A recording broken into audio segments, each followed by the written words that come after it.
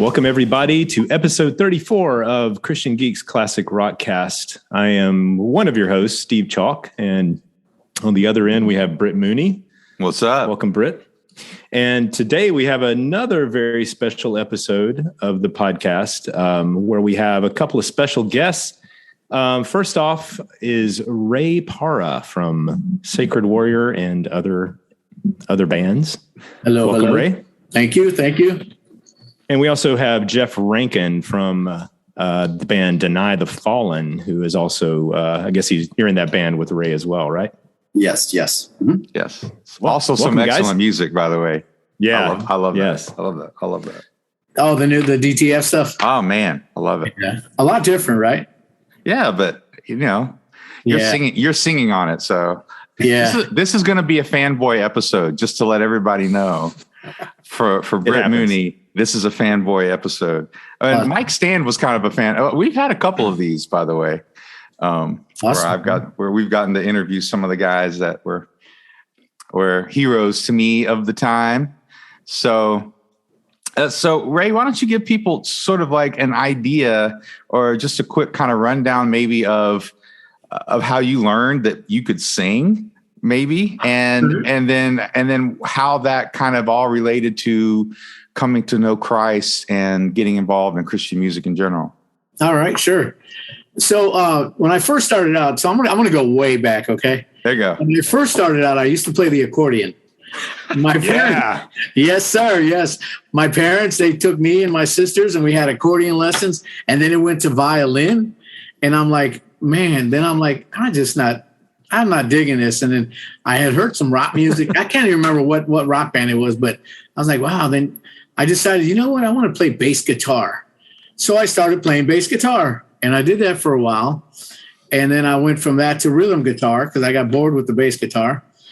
And then I was like 16 years old, and we got a little rock band going. And I was a rhythm guitar player, and I was doing the background vocals. And I remember we had a show in Chicago. I can't remember who we were playing with, but our singer just decided not to show up. We were not a Christian band. He was hungover. He was sick, and the guys in the band are like, Rey, you think you can sing the tunes? I'm like, yeah, I can sing the tunes. No problem. So I sang all the songs. Right. And then after that show, we decided to fire our vocalist because it happened quite often where he wouldn't come or he'd be wasted so I just started singing from that point. And it was great, man. I loved it. In fact, I was playing guitar and singing, and then all of a sudden I was just singing. We got another guitar player, right? And then shortly after that, Bruce Swift and Tony Velasquez, which I grew up with, we were in school together, and we were talking about maybe starting a band. I was kind of tired with that. We wanted to write some originals, So we got together, and we called ourselves Nomad. And we're doing some Motley Crue and some Rat, and we also did a Saint song. Man, I can't remember what song it is, but we covered a Saint tune, and we just started, practicing and playing. And then Bruce was working for this guy, Glenn Mueller, who was a Christian man, and he had a big painting business, and he was always witnessing to Bruce. And one day, Bruce came to our rehearsal, and he said, hey, guys, I got to quit the band. And we're like, what? He's like, yeah, I just gave my life to Christ, and I can't serve two gods. And we're like, man, I'm a Christian. We really weren't, but Bruce and Tony and myself, we're both like, we're Christians, man. Yeah, praise Jesus, Had no clue what we were saying, right? So Bruce quit the band, and I was like, wow, man, I was pretty bummed out. So then all of a sudden, probably like 2 weeks later, Tony comes in. He's like, he said, Rey, I'm quitting the band too. I'm like, bro, you can't quit the band, man. We won't have a band. He's like, yeah, I gave my life to Jesus too, man. I was like, oh my gosh, man. And at the time, I used to sell weed. Yeah, I used to sell weed, Jeff. Okay. Don't judge me. And Tony and Bruce came to my house, and they were witness to me all the time. And I told them guys one day, I said, listen, man, I love you guys. You're my best friends. But if you come to my house to talk to me about Jesus, don't bother coming back. They kept coming back. They didn't stop. They didn't listen to me. And then shortly after that, there was a play. I don't know if you ever heard of it. It's called Heaven's Gates and Hell's Flames. It's a drama that this church puts on in churches. And Tony was going to be a drug dealer in this play. And they're like, hey, you should come check out the play. Tony's going to be like a drug dealer in it, you know. I was like, oh, yeah, I'll check it out, man. All right, cool. So that God used that to draw me in to see that, right? And so what the whole drama was about was really situations. Two people on a plane, one's a Christian, one's not. Plane crashes, you both die. Your accountability when you know you should have shared Jesus with your brother and you didn't. You know, or you share Jesus and you both die and you're at the pearly gates and you're like, yes, man, you know what I'm saying? So it was that kind of scenario. But at the very beginning, when we walked into the church, it was packed. I mean, it was packed solid. And right in the front, there was 3 seats. And Bruce looked at me and he's like, come on, Bubba. He used to call me Bubba. He's like, come on, Bubba, let's go. So we walked up to the very front, sat right in the middle. And I'm like, that's right. I'm looking cool. I got my leather on, you know. And all of a sudden, the drama begins. And it started out with the Dallas Holmes song, Rise Again. Have you heard that? Yeah. Oh, yeah. And I'm sitting there and these guys, you can hear them whipping this dude coming up the aisle. And I hear, go ahead, drive the nails through my hands. And I was like, wow, man, I started feeling something, right? And the dude's coming down. I look down the aisle and they're whipping him. I mean, they were really whipping this dude. It's that theatrical.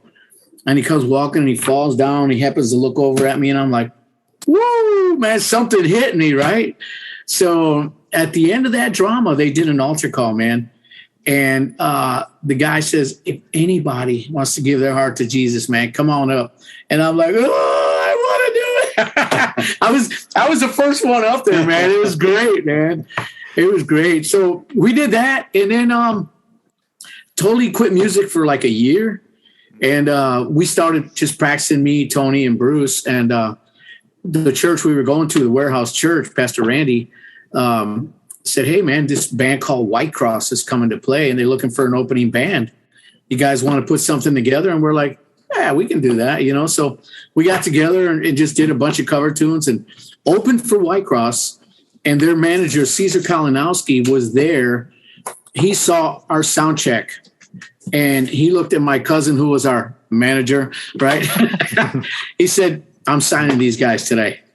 And he came up to us and he wanted to sign us. And we got all the jitteries, you know, but we didn't know who he was or anything. So it took us a little while, you know, but we finally ended up signing with Caesar. And that ultimately was the beginning of Sacred Warrior. And that's what sprung everything from there, man. It was great. Now, okay, so a couple questions. First of all, just a comment. I love that somehow Bruce Swift sounds like he should have been in the Blues Brothers. I love that part. That was amazing. Right. But my question is, when you started out and you become the singer, I'm guessing in Nomad or whatever at the beginning, or whatever, that band, when you started singing, like, were you just emulating these other singers doing the covers? Like, at what point did you kind of develop the more kind of progressive style that you ended up having? Yeah, I was. And it was kind of weird because, don't laugh at me, but I was big time into Tom Jones. Because, man, I love Tom Jones. Yeah, man, that guy just not unusual to be. You know, I was just like, yeah, man, that dude can sing, you know. He could. And he still can. That. Yeah, I know. I seen a thing with him a couple years ago, and he still sounded the same, you know. Crazy. But I was like, yeah, man. So I'm like, I want to be able to sing. So I just started. Queensryche was a big one for me. Yeah. You know, I know a lot of people say I kind of sound like Jeff Tate. I didn't want to sound like Jeff Tate, but my tone, my vocal tone, and just my style kind of just became that, you know. And I would say as we started writing Rebellion, I try to work extra hard to kind of sound like Jeff Tate without sounding like Jeff Tate, if that makes sense. Mm-hmm. If you listen to the 2 albums, it's not me being a Jeff Tate clone, but it's me sounding like Jeff Tate. You know? Oh, no, yeah. Yeah, and then I found that I was really comfortable in that range, and I was like, man, this is where I want to be. And believe it or not, I still have that range. I scare myself sometimes, but I know why. It's because I'm not touring constantly, and you know what I'm saying? Not wearing out my voice, and mainly the grace of God, bro. But I just I realized that I could sing that well, and that's what I wanted to really gear myself towards, you know? Yeah. Well, so what was the name of the band when you guys opened up for White Cross? Do you remember? We were called, I think we were called Nomad. Are you still called Nomad? Okay. Yeah, I think we were, because we all got saved except for our bass player. Okay. So yeah. My question would be like, how did you find a Saint song if you guys weren't necessarily Christians? Because that was pretty, niche. Yeah, because that was right at the beginning where Bruce was really starting to turn to God and really surrender himself over to God without having done it yet. And he had heard about Saint and Stryper and started getting into that. And that's how we found that, It was really Bruce that turned me onto that. That's great. Yeah. Okay. So you guys get signed, and at what point do you decide on Sacred Warrior? And because for some reason I always lump you in earlier, but really you guys didn't get your first album until a little later in the 80s. It wasn't like it was 89. Yeah. It wasn't like it was 84 or 85. I always lump you in earlier with more like Blood Good, but you guys are kind of, and I hear some, I don't know how influenced you were with Blood Good or any, I hear some of that influence in a lot of, especially Rebellion. Yeah. But so how did that sort of transpire where you guys decided on the name, and then did you record out that way in Chicago, or did you have to move? No, we recorded in Chicago. We had been sitting around and we actually played around with the we all got together and we said, hey, we're going to be a bunch of warriors for God, right? So we said Sacred Heart. So we named ourselves Sacred Heart at first, right? And then we're like, yeah, that's kind of cheesy, right? So Tony's brother, Nick, he's like, hey, what about Sacred Warrior? And we're like, wow, that has a good ring to it, man, And we're like, yeah, let's use that for now, and then we'll see where that goes. And it stuck from there, Yeah. But as far as recording, we actually recorded in Chicago. Caesar Kalinowski actually produced our first record. And the studio where we were at, it was funny at the time. We had blocked out like 3 months of time. And like halfway through it, we were told that we had to sit out for a week because Ozzy Osbourne was booking the studio, Ozzy actually came in the room when they were mixing He Died, and he heard it and he loved it. Wow. And he said, hey, you guys, you sound really effing good, man. You know how Ozzy would be. But it was something that was really cool to us. I mean, the seed was planted, bottom line, But we did that whole album there. And for me, I think it was really a milestone for Sacred Warrior because the way Caesar really promoted it and pushed it out, it kind of gave us our good break, right? It got mixed down over at Capitol Records, and Ron Gowdy, I can't remember his name, but he was like the VP of Capitol Records. He actually wanted to take us from Frontline Records and put us on Capitol Records. Wow. But Caesar had said, we're not going to do that unless you take Deliverance, Sacred Warrior, Vengeance, our whole metal vision. And they said, we don't want all that bands. We just want Sacred Warrior, So, but, it didn't happen, but that's all right. I mean, God did what he was going to do, God's plan came through, so. That's quite a catalog of artists right there, though, Yeah, right. I mean, when you start listing those guys off, it's like, you guys and Deliverance and Vengeance Rising and all those. Yeah. And honestly, that was some legit stuff back in the day. You guys were, man.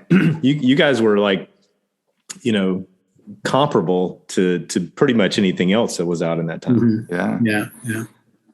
Absolutely. So what about you, Jeff? So we've talked about Ray. I mean, were you playing back in the day, or what was some of your story getting started? Yeah. So I basically have always been like, I was a military dependent, to put that lightly. I've always played the guitar ever since I was growing up, but I lived all over the world, never lived anywhere in one place more than 2 to 2.5 years until I went to Germany. And then when I was in Germany, it would have been 1986 to 1990. That's when I was, I guess you would say, playing out and really going out to the scene and really getting into metal and stuff. That would have put me right around 14 years old at that time. But I met a lot of German and international artists when I was over there, and they really treat the youth extremely well. I mean, they just would take me under their wing. I was this one time I was I was influenced a lot by like Yngwie Malmsteen. So wherever he would show up, I would go. And he was playing in Trier, and I was like, I gotta go. So I hop on this metro to go there, and I end up showing up at like 8:30 in the morning. There's nobody out on the streets there, and this is just to say how kind and awesome the artists are.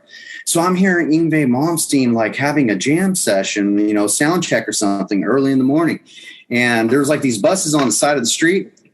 I had this little Walkman that could record, so I go to the back. And I put this Walkman right there by the window, and just so I could capture what I could as a little fan. Where I was at, though, doing that, about maybe 40 minutes in, the guy was just ripping the whole time, just nonstop, just playing. That's Yngwie. Yeah. Yeah, right?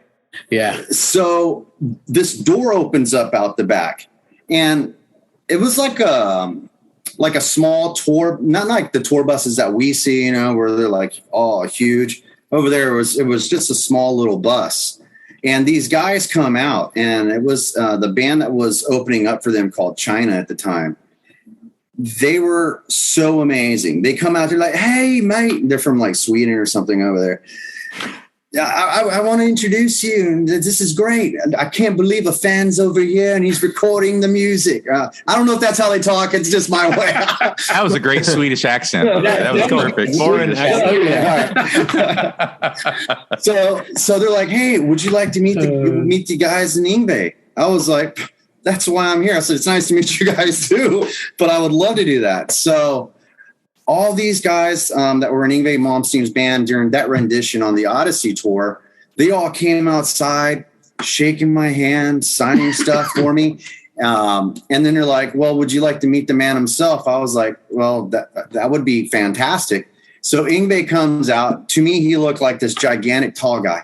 He is a tall guy, isn't he? Oh, he is. Tall guy, yeah. Is he? Yeah. He throws these guitar picks at me. He goes, have a good one, son. And he goes right back in. The other guys, they're like, hey, we'll get you inside and you can, you take pictures. Cause I had a camera. They're like, we'll get you in. Don't worry about the guards or anything like that. We'll get you in and you can record it and have the sound as well. And I was like, oh, this is unbelievable. Anyway, where I'm going with that is that really inspired me to really want to pick up the guitar even more than what I was doing. They were just so welcoming and so kind that I would go home and I would sleep with my guitar after that day just so I could practice and have it next to me. I was like, maybe there's going to be some kind of kinetic connection here. So I would play, and then I started going out and I was playing with a lot of just German small time metal bands, I guess you would say. We'd practice in old castles and stuff, but I've never done that. I mean, I'm just saying. Well, I was living there, man. Well, that's metal. When you can go into an old castle. Yeah. That's metal right there. Yeah, exactly. Was it Dio at least? I mean, like they had to be like Dio or somebody to go into the old castle and play, right? You got to play something epic. Yeah, these castles were kind of like not the castles that we're thinking of. More like we're lucky they're still kind of standing on the other side of the tracks. Exactly. So after I did that, then I came back to the States and I was like 18 and I moved over to the DC area, and I was playing in a local band over there called Shock LaRue, and just did a lot of playing and touring up and down the East Coast as a local artist, just trying to have a good time and do what I like to do. And here I am, 50, still playing. So let me tell you what he's not telling you. Here we go.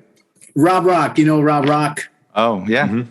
So Jeff was in a band with Liza, Rob's wife. Oh, okay. Oh, wow. Yeah. Right, yeah. Rob lives in the next town over. We're actually really good buddies.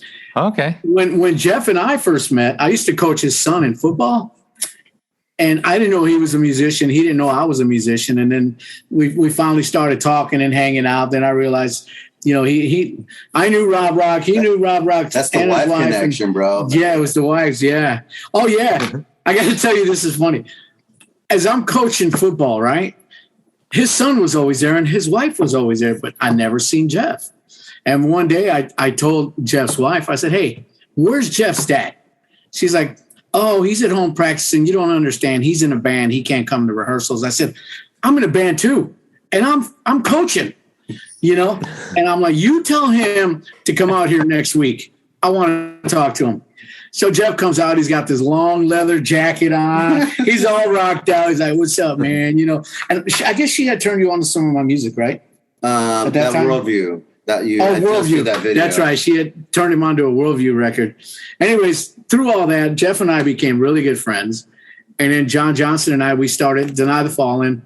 And one of our guitar players actually, we kind of let him go. Young guy, just not focused and was just kind of into some weird crap. You know what I mean? We just decided that it was better off without him. Yeah. And Jim, he would come to my house because I have a little studio at my house. We're tracking vocals for Deny the Fallen. And I invited him over and we were doing gang vocals for Hands for War. I'm like, come on, man, sing with us, bro. And he's like, oh, really? Right. Yeah. So he did. And then long story short, he ended up joining the band. Yeah. So, awesome. So Jeff, at what point in there did you become a Christian? I mean, I'm assuming you're a believer, and like, were you a believer way back then, or did that happen somewhere along the way? So I come from a Latino family. It's kind of hard to believe, as pale as I am, but my family, when I was younger, raised in San Antonio, Texas. So it was always going to church, just growing up that way. And it was the Catholic religion at the time. And it was I went to Catholic school for like 6 years. I mean, it was just like, wow. Entrenched in me. But with that also said, there was a lot of things that I did go through that I didn't agree with.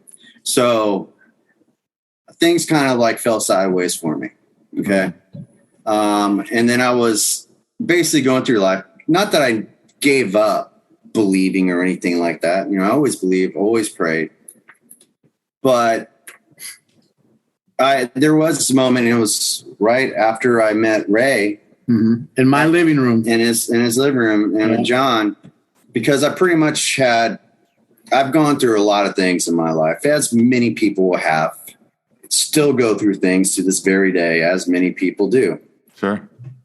But I just was hitting like a roadblock. Like, I just don't understand, why does this always keep going on, and John and Ray, they would talk to me and, pray with me and all this and everything. And then one day John just was, I don't know, man. He just came over and he started praying over me, and I just started falling apart. Mm. And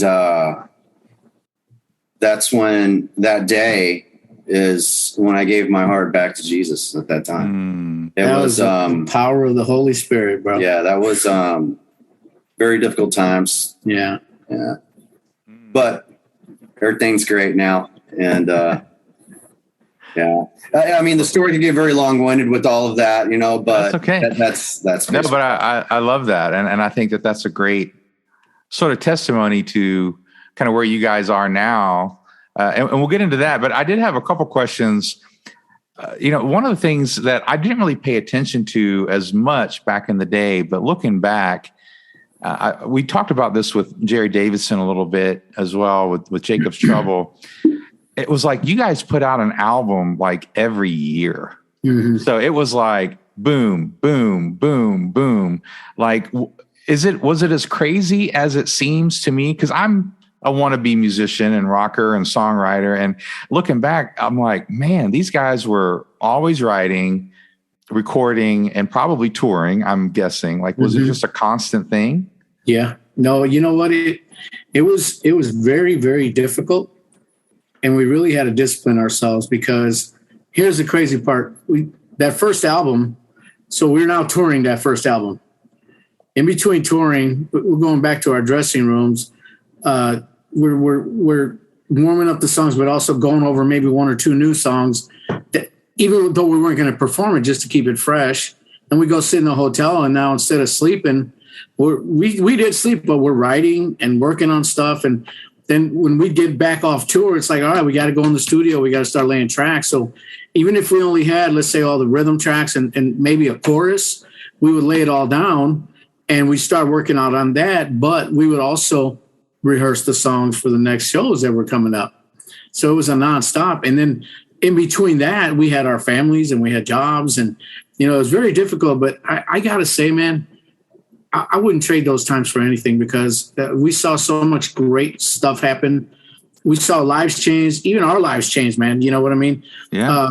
And it brought a group of 5 guys to a level of just inseparation, man. I mean, us 5 guys we were it. You know what I'm saying? We were brothers, you know, and yeah. And nothing could break that, man. We had the Lord. We spent time in prayer before every practice and during. And here's even the crazier part is all our rehearsals were open door to anyone who wanted to come while we were writing, while we were rehearsing, or whatever. But if you came into that, you had to be part of all of it, the prayer. And I mean, just all of it. And it just took a lot of discipline, a lot of hard work. And I think ultimately God rewarded us with 5 albums that, you know, we're very proud of. I will say the Wicked Generation album was probably the most difficult album to write. Okay. Because for me, that was such an emotional album, because the topics in that album deal a lot with incest and with rape and you know divorce and new age stuff and occultism and exactly. And I interviewed, gosh, I can't even tell you how many. Glenn Kaiser allowed me to interview a lot of people from JPUSA, Jesus People USA, that, you know, they came from those kind of backgrounds, and I literally got stories from all of them and mixed them all together and did that. And then the Miss Linda song, that was funny, because when we were out there interviewing, we saw this place across the street from JPUSA that said psychic readings and this and that, and it was Miss Linda. And I'm like, man, I'm going to write a song about that, you know? And we did. I mean, it turned out to be a great song, because you know what all that stuff was, you know, but that for me, and even if you hear the monologue in between some of those songs, you hear these weird little conversations going on, and then especially little secrets where my wife even did a little line on there where, I don't know if you really got to listen to it, but she says, "I'll never tell," you know. It's really, but it was just a real emotional album. I can't even tell you how many times writing that album that I would just be in tears, man, because of the junk that people went through. You know, it's just now because we talked about it on the podcast, like how much of it was going into it, like that you wanted to make it a little bit more of a concept album, and how much of that was just like you just realized this is what it was becoming. Like, yeah. So it's funny. As I'm writing these lyrics, Steve and I and Bruce and I, we collaborated on lyrics a lot, you know, and we're writing stuff, and we're about halfway done with the album. And Steve's like, man, you know, this is kind of really like a concept album, you know, we should kind of try to gear it towards that. And I'm like, I don't want to be Queensryche, you know, because that's what they did. And we heard that from a lot of people. Yeah, you guys are trying to be like Queensryche, you know, which we weren't, but it kind of, I would say half the album is a concept album. Yeah. If that makes sense. And then the other half are just some tunes that mixed in there, you know. Well, and it's kind of what it feels like. That's what we talked about on the podcast. That's kind of what it feels like. I mean, I still, it's still one of the ones I listen to a lot, and I can totally, and it definitely has a little bit darker feel than the other 3. Do you have any of those records that you look back and like from this perspective now, where you think, man, that's kind of my favorite now, maybe if it wasn't at the time, or do you just, they're like your kids, you just love them all equally or something? I don't know. All right. So let's start out with my kids. No, no, you know what's weird, man? Let me backtrack a little bit. When we were tracking Master's Command, we're in the studio, we're in LA. At that point, we're in LA. And I was kind of upset for most of that whole album because I didn't like sonically the route that it was taken. You know, and I didn't feel like I was being heard as far as man, let's tweak the guitars a little bit or the drums, or I'm not feeling it. You know what I mean? So I kind of was like upset while we were recording that whole album. And literally it took Bruce telling me, hey, bro, it's not about you, man. You know, and that's all he had to say to me, you know? And so, but I say that to say this, that's my least favorite album sonically wise, but I would have to say my favorite album of everything we've done is Rebellion also, because those are the tunes that were near and dear to my heart. In fact, the song Rebellion. Oh my God. A lot of people don't know that. Me and Rick Macias were in his van driving to Chicago, and we're listening to the music. And I'm like, dude, let's write the lyrics for this song right now. And we're driving and we're like, man, going downtown, see the city lights. We were heading to Chicago, looking for a high that you just can't find, you know? That's the stuff that we saw when we were out there. And we literally, by the time we got to Chicago, we had written that whole song. Wow. And it was just one of my favorite songs, you know? It just... Oh, what a great song. Yeah, yeah. And then on the Obsessions album, I think Madman on that one. Oh, my God. And I pray and hope that I don't break down when we sing that live, because that part about now you can be free, truly free. Oh, so beautiful. Sing that, bro, when I even, don't laugh at me, Jeff, don't laugh at me. When I drive an hour and 15 minutes to work and home every day. So I'm driving like 2.5, 3 hours every day.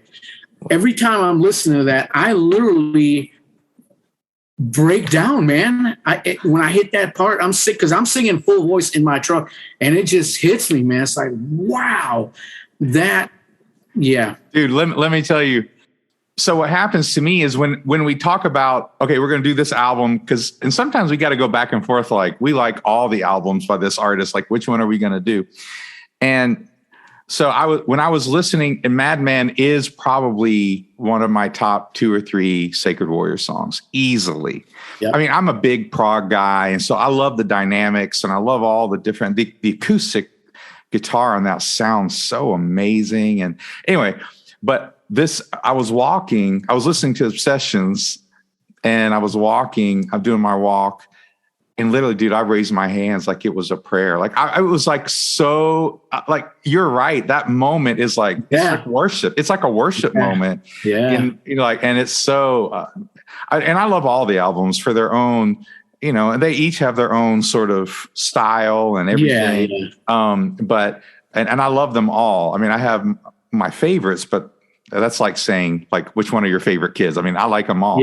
Yeah. But yeah, Madman is, man, please tell me you're going to record that show, because I, you know, if we can't be there, I need to. Yeah, we are. But I'm going to tell you something else. We're actually going to open with Madman. We're doing, we did this cool little intro. It's going to be pretty awesome. It's going to be awesome. Yeah, it's funny going back to the record, like the Rebellion record. I tried to, I mean, granted, the podcast was not about that album, but sometimes we kind of venture off into different directions on these things. But with Rebellion, it's one of those albums, and I can still picture, believe it or not, I can still picture my friend's bedroom where we were sitting the first time he popped the cassette in and we started listening to that. And I was like, wait a minute. And honestly, this is a friend of mine, which I won't mention his name, but he was one of those. Stopped you before. I'm kidding. Yeah, but he was one that, like, he was all over the map. Like, he listened to some Christian stuff. He listened to some non-Christian stuff, some very non-Christian stuff. And so we started listening to this one day, and I'm like, who is this?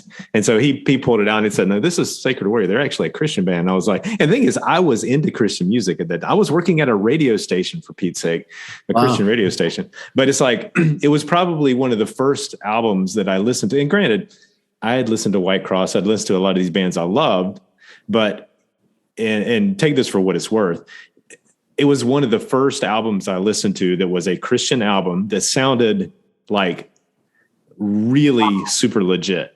Like, it was one of those albums that I felt like I could put on and nobody would really question it. Like, no one would say, like, oh man, why are you listening to Christian music? Or, you know, that kind of thing. It's like, And like I told Britt, and I mentioned this in the last podcast, and you guys look the part too. It's like, you look not like anymore. Hey, none of us. Hey, there we go. We had wait. Look at all that hair. I know, right? But yeah, so, sorry, just a bunch of old man. That's right. No, but it's one of those things, and not to wax too philosophical here, but as a young Christian, and at that point I was, I guess, 16 or 17. As a fairly young Christian in a high school, and with all those pressures and everything, it was really cool to have bands we could listen to that were, Dallas Holm is like, we listened to him a lot growing up. Yeah. But that's not the kind of thing you want to crank in your Delta 88 driving to school in the morning. So just saying. So thank you. Yeah. So, and I was definitely one of those kids that needed, because I was into a lot of the secular music too. I mean, and a lot of the prog stuff, like at the time, Fates Warning, Oh yeah. I mean, like that was my stuff. So I needed a band like you guys, when you guys came out with, like I said on the podcast, especially, but all of those 4 albums, like I remember getting obsessions and like literally like, oh my gosh, I needed this. I mean, like all of those albums were just so important to me. And so just before we get into some of the stuff that you guys are doing now, just maybe take a minute and talk about some of the ministry that you guys are able to do. Because you talked about seeing lives change. You talked about some of the stuff you were able to do. And, you write the songs about Minister by Night and you got all that sort of stuff. But maybe just kind of talk a little bit about how you guys approached the ministry and saw God work. Okay, sure. So unlike most Christian bands, we didn't do altar calls because we felt an altar call was kind of a generic, everybody's feeling good right now. Everybody raise your hands. There was no intimacy there, right? Right. So what we would do is we would tell people, hey, we're going to stay here all night. Yeah. You want to pray with us? Come on up. We'll meet you. We'll pray with you. And what we would do also was we would hook them up with whatever promoter was for that show, introduce them to him and have them, turn them onto a church and stuff. I remember one show, there was this girl, she was a black witch, right? And Steve was sharing the gospel with her after the show. During the show, she was just sitting there doing all this weird, stuff. But at the end, Steve started witnessing to her. That's the only person he witnessed to the whole night. He stayed with that girl. We were just all finishing up, ended up leading her to the Lord. And then we found out like a year later that girl got really involved in the church and is one of the youth leaders now, because God had pierced her heart, man, and took her out of what she thought was her reality, which was taking her in the wrong direction. There's that. And then there's, I'll tell you something that was kind of like a miracle. They say that your kids will see things that we're not going to see. And we were, where were we? I don't remember where we were, but it was us and Barron Cross. And we're in the middle of the night. We get a flat tire in our trailer. Okay. We get a flat tire in our trailer. And Steve's like, hey, so he was driving. I was co-piloting. So we're like, well, let's go look. And we go and look. And the jack was buried all the way inside the trailer. All the gears in there. We're like, not doing this. So we woke everybody up. And we said, guys, we're all going to lift this trailer. And Steve's going to change that tire. So we did. We all went out there. We all lifted that trailer and held it up, and Steve changed the tire. Well, his son, Brian, who was, I think, like 10 or 12 at the time, he comes walking out all rubbing his eyes, and he's like, oh, you guys need help? He goes, oh, okay. And he goes back in and goes to sleep. The next morning, he says, Dad, guys, who was that guy in the long hair and a trench coat helping you guys hold up the trailer? There was no guy there with us, man. You know what I'm saying? It was the Holy Spirit. You know what I mean? And little things like that, because that miracles like that and stuff that we were seeing was just crazy, man. And then there was times where people would come up. Perfect example. My wife, I led her to the Lord. She wasn't my wife. I led her to the Lord, and now she's my wife. We're married 34 years. she didn't have interest in guys like me, long hair rockers or nothing like that. She was into the, short hair Italian kind of, I'm like, hey, I got a little Italian in me, no, not really. But, those kind of things. But we just seen so many lives change, man, even at our practices and show after show after show. We would just see people would come up to us and say, hey, man, I need Jesus. I need this. And we just literally. So when I got saved, I wrote a letter to God. I said, Lord, as a Christian, I want to lead 50 people to the Lord, myself, and I want to get married to a pretty little blonde. I want to have kids. I want to be in a band. I want to get signed. I want to tour, and I've done it all. The only difference is I've led probably over 1,000 people to the Lord on one-on-one prayer, throughout the years, because you know what? If you are open, like people are open about whatever they do, people don't care what they're going to say and do in front of you. I don't care. I share the gospel. It doesn't matter, and people cling to that. Even people that get turned off by it initially, when they come into a crisis, they know who to talk to for prayer. Mm-hmm. You know what I'm saying? And just, I know. And it's like that with all of us, man. Just so many things, man. Yeah. I love that. So let's kind of transition in what you guys are doing now. So, what's going on with Worldview and Deny the Fallen? Let's kind of start there. Like, what's going on with those two projects? All right, Worldview. Let's start with that one real quick. We did that album. Right. I thought it was a great album, but I don't know if we didn't get enough promotion on it or what. It really didn't go anywhere. Okay. The people who I have it. Yeah, I mean, the people who have heard it, loved it. Bill Matoyer mastered it. He loved it, and I just don't know what. I'm not sure what that is, because I don't know. And what I think is it might not have been God's plan for that record to go anywhere. Okay. I think we only played like 1 or 2 shows ever. And then I hooked up with George just recently. I went to Nashville and recorded 1 song. We're going to do another Worldview record. We're kind of like a little bit at a time because we're working on Deny the Fallen 2. Deny the Fallen 1 was basically during the time of me doing Worldview that John started writing that record. So as soon as I got done with the Worldview record, then we started working on Deny the Fallen, and that's a lot more. What would you describe Deny the Fallen style wise? It's just a heavier style of music. Probably more modern metal, I guess you would say. Yeah, more modern metal. John took a lot of time with me. I wanted to develop something different in my singing style. I love the Warrior stuff. I love the 80s music, but I'm not in that anymore, if that makes sense. I feel like I've progressed and I want to do newer stuff. And the way to do it is to write newer stuff and really sing it. And John had taken a lot of time working with me on really my vocal style to help me to change that, Yeah. And then Jeff comes along. I don't know if it's like changing. I think it's just a different style. Yeah. Yeah. I mean, you still sound like you. Right. Yeah. But it's just a different style. Yeah. Not hitting all the high notes anymore. Yeah. Well, I think about like Jimmy Brown. I mean, he's kind of done a lot of different, even going David Bowie like in some of his stuff. So he's been all over the map. Yeah. I remember. But still Jimmy. Yeah. When Jimmy was recording that stuff, he would send it to me all the time. Dude, what do you think of this tune? What do you think of that tune?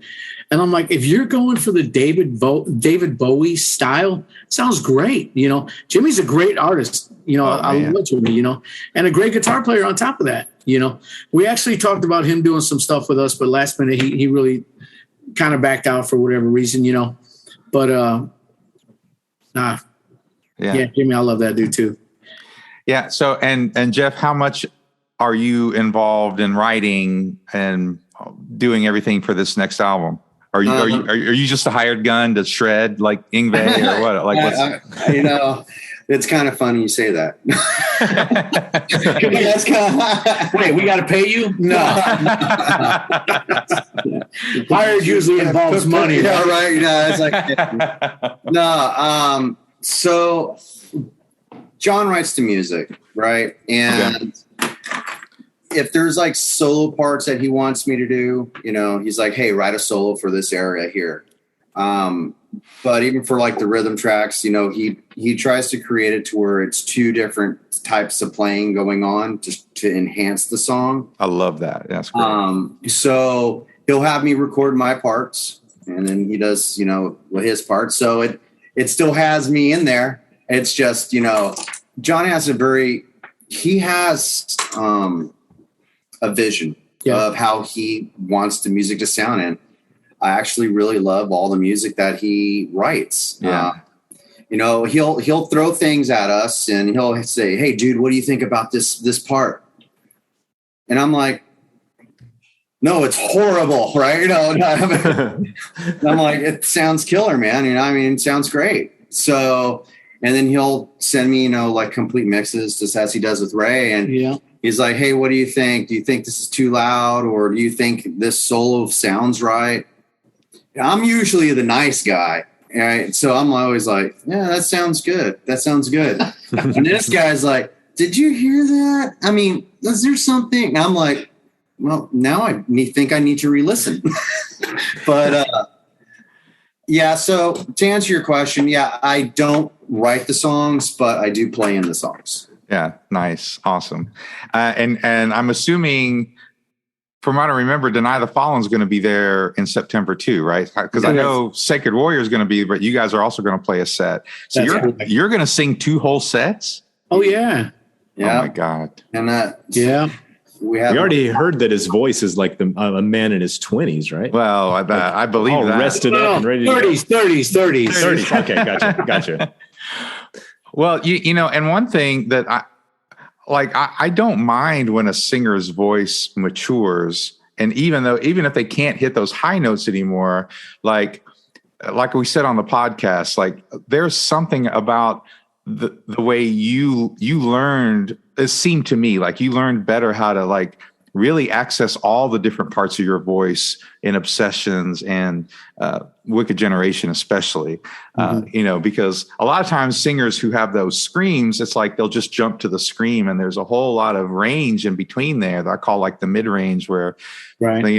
Because what's his name with Blood, Les Carlson does a great job in the middle there too, and Mike Lee with Barren Cross, like when you guys kind of matured in your voice and found those middle ranges, man, there were some powerful moments because you just got more tools to work with, right? So so I'm not one who's like, "Oh, they don't scream anymore. Like it's not good." Like it's, it can still be really good if you know how to use it. Yeah. If you listen to Worldview is a good indicator of that, because I sing, I'm all over with that, and it's weird for me. I don't even like the screaming anymore. Like I said, it's not who I am anymore. For me, it's more about the feel. Uh-oh. No, we're good. Oh, for me, it's more about the feel. And I like to really, so here, let me back up a little bit. The song that I just recently tracked, the Worldview song I tracked with George a couple of months ago in Nashville, I sent it to Les. Les is such a great friend of mine, dear friend. He's just such a good dude. And I sent it to Les, and I think I sang that the next level up as far as feel wise for me. And I sent that to him, and he's like, "My God," he goes, "That right there, that's a story. That song's a story, right?" He says, "I felt every word, and that's kind of like where I'm kind of gearing myself towards. I can sing, but I want to tell a story, man. I want to feel what I'm singing. Like when you're doing them solos, you feel that, right? That's why the guitar players always do that weird thing. You're feeling it. It's your soul. You know what I'm saying? Yeah. But I want to do that more with my singing now, because as I'm progressing in another level, I want to change that level. I want to ante up. You know what I'm saying? I don't want to just. I don't want people to say, "Oh yeah, it's just another Warrior album or another DTF album." Yeah, you can still sing. You know what I'm saying? You got to challenge yourself to go that next level, and it's just that's where I feel where my heart is. Yeah, that's awesome. So, anything else that you're kind of looking forward to with the show in September? The lineup is amazing, and I'm guessing you're going to be there, Jeff, right? You're going to be rocking out. All right. Yeah. Well, I was thinking about zooming myself in.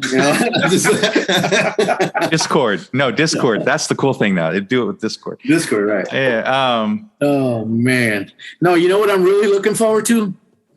So the Warrior set, we're going to end with Holy, Holy, Holy.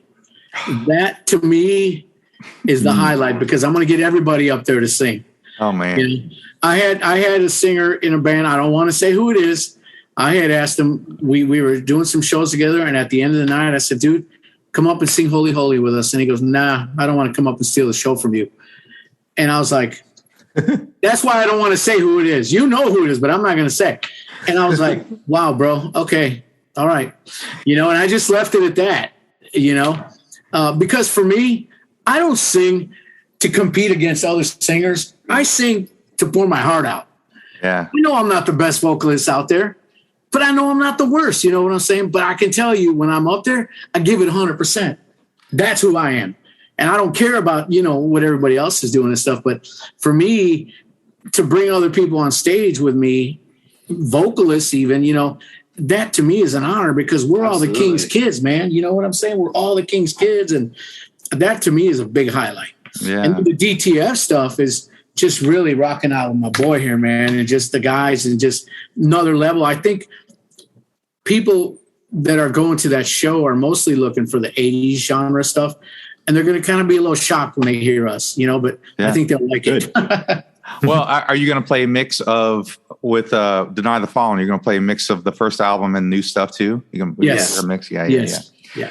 Well, and here's the thing that I've said about you and in relation to some of those, like I said, I've listened to a lot of that style in the 80s and early 90s. And there are a lot of singers who have great range, but it's to me, it sounds very technical. Right. And what you just said is one of the reasons why I still think you're one of the best, if not the best, is that not only did you have the range and do you have the range, but you make sure that you're putting emotion and telling a story. It's the same way with guitar, right? There are guitar players who can shred, but like it's different when it's a guitar player telling a story, even a solo, like, and you can tell the difference, you know, it's not just that they're shredding, it's that there's a melody and there's dynamics and there's all that sort of feeling in it. And it's hard to describe other than you can just kind of hear the difference to me. Yeah. I agree 100%, wouldn't you? Yeah, absolutely. Yeah. I appreciate that though, man. Well, no, you know, like you heard the podcast, so, you know, you are one of my favorite vocalists, and you know, I bought everything you've ever done just because it's so it was so formative for me at that time. And in a lot of ways I liked you guys better than Queensryche because I do like the heavier stuff. So you guys kind of continued to stay heavy. Right. And I always apprecited that. So I was in. Yeah. Britt, you got to come to the show, buddy. Oh my God. I'm supposed to go to Dragon Con. I'm an author and I'm supposed to go to Dragon Con. It's the same weekend. Goodness. Oh man. So if you guys ever want to do a concept album with like fantasy, you know, like legit, you know, Deny the Fallen might be right. I think that was something we could do. Yeah. Think, Game of Thrones meets the Bible, Narnia, we can do a concept album. You got anything else, Steve? No, I haven't completely ruled out coming to Ohio, but I don't have Dragon Con to go to, but just pray for me. Steve, hey, Steve, here's what we do. You come to the show. Britt doesn't make it. We'll FaceTime and say, look, you're missing out, man. I'm going to feel so horrible. Hey, if I can get on stage for Holy, Holy, Holy, man. There you go. Yes, man. Hey, I'll do it, right? We'll do it. Yeah. Jeff will be up there with us. Heck yeah. Oh, hey, check this out. Also, on the Deny the Fallen set, my son Dylan is actually going to play drums on 3 of the songs with us. Cool. Sweet. Yes. It's a family affair. That's right. That's right. Well, guys, this has been awesome. And it has become one of my favorite times in music because, there's all the older awesome stuff, but a lot of you guys are coming back out with some great new music, man. That new Tourniquet album, no, it's not Tourniquet. It's the old Tourniquet guys and the other Flood. Oh yeah. That album is phenomenal. The stuff you guys are putting out. I mean, it's just all this stuff that's coming out, the new Striper stuff. There's just so much good stuff that's coming out. And I'm just really really happy that you guys are doing it. And I know it's different now because you guys have jobs. It's not like you're full time in it anymore either, you know? And Right. so I really appreciate you guys taking the time. Did you get that $1 million contract? Yeah, but unfortunately, it's a work contract. Yeah, right. Exactly. So, it's not music. What's up with that? No, right. Yeah. Right. So we really appreciate this, guys. We really appreciate you guys taking the time and sitting down here with us. I apologize. It's taken us so long. Oh, And it's been my fault, not Jeff's. I just, but man. All in God's time, man. That's right. That's right. It all worked out. It all worked out. Yeah, we're not making a whole lot of money off this podcast either. So we're right there. That's all for Actually, I don't know. Those blinds in the back of that window there look like they could be $1 million blinds. No. Look at this fancy piece of art. I've got that. Woo! Now you're talking. Where's your gold record, Jeff? Oh, Which hey, one? look at this. Look at this. You see that? Ah, look at that. This is a gold record. This is our studio right here that we built. That's nice. Oh yeah. There's nothing wrong with that. No, this is when him and I first started jamming, he had an old desk in here. And, I mean, it worked. He had a lot of the same gear and stuff. And I'm like, bro, let's build you a studio, man. Because I had mine. I said, let's build you a studio. So we went all out in this thing. Yeah. And now we do everything in here. I don't even record in my house anymore. I do everything here now. Yeah, it's a little bit of a wreck right now because I also work in here, and I just started with this new company, and they just keep sending all this equipment. So I have accumulating all these boxes. So I need to get some of this weaned down a little bit so we can actually have it as a studio. Hey, they'll give you something to sit on, right? Oh, yeah. There you go. There you go. All right. Well, if we don't see you in September, we'll definitely be checking it out, and we'll talk to you soon. All right. All right, man. God bless, sounds guys. good. Thanks, Ray. All right, Thanks, God Jeff. All right, bye-bye. Love you guys. Peace out.